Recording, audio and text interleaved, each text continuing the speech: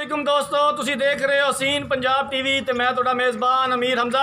दोस्तों, अच्छे और बेहतरीन जानवर देखने वास्ते अपने चैनल हसीन पंजाब टीवी नूं करो सबसक्राइब ते नाल ही लगे बैल आइकन का बटन दबाओ ताकि साड़ी हर आने वाली नई वीडियो तुहाडे तक आसानी नाल पहुँच सके और तुसी वो वीडियो देखो सब तो पहले।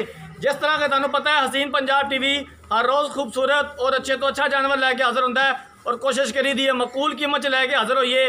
रोज़ाना की तरह अज असीं एक पहलन झोटी लैके हाज़िर होए हैं। पहला सुबह ने सुना है कैमरामैन साहब झोटी दियां कराओ तसलियां, फिर करने मालक दे नाल गलबात। चिट्टियां अखां ने, बल्ला मत्था है, बाकी हर चीज़ कैमरे की नज़र है। सोहना थन लग्या होया, सोहनियां विल्लां ने थना दे विच। ते भाईजान तुसीं इधर आओ ते इहनूं खोल के माड़ा जिहा टोरो ही लम्मी टोरिया जे पता लगे भी कोई टोरन दे विच तां नहीं मसला मसाइल हैगा।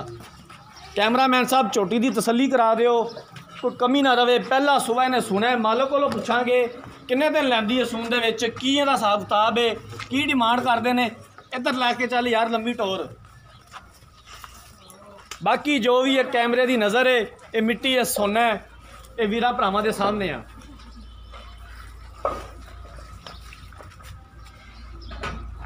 लै चल खुली टोर खुली।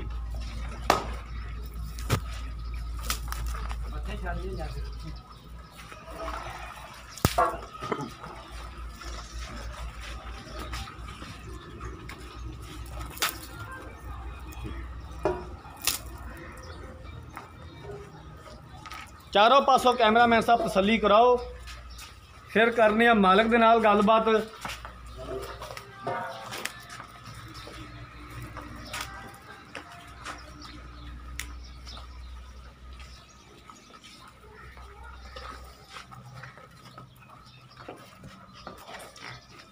इधर बरामदे कर लै, इधर बरामदे कर लै, इधर कर लै बरामदे।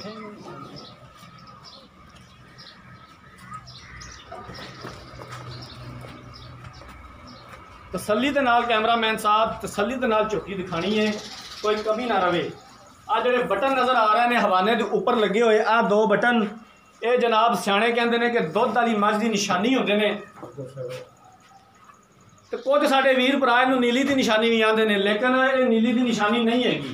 ये जोड़े बटन है ना, ये नीली की निशानी नहीं दी, सिर्फ दुध वाली मझ की कहते हैं सियाणे आते हैं भी निशानी है। तो कई साढ़े वीर भरावां ने इनू नीली की निशानी बना दिता है। नीली की निशानियां विच ये दो बटन नहीं आते। ये वेखो वेखी बस हर बंदे ने आखता जी बटना वाली मझ जी नीली की निशानी है। नहीं जनाब, गलत गल है।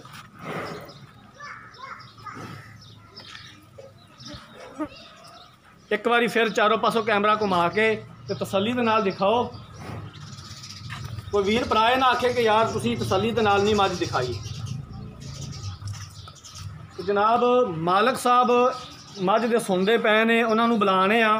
उन्होंने पहले आखांगे कि जिन्हें का तुहाडा डंगर होंदा है उन्ने पैसे मंगया करो, एवें बेतुके मुल ना किया करो।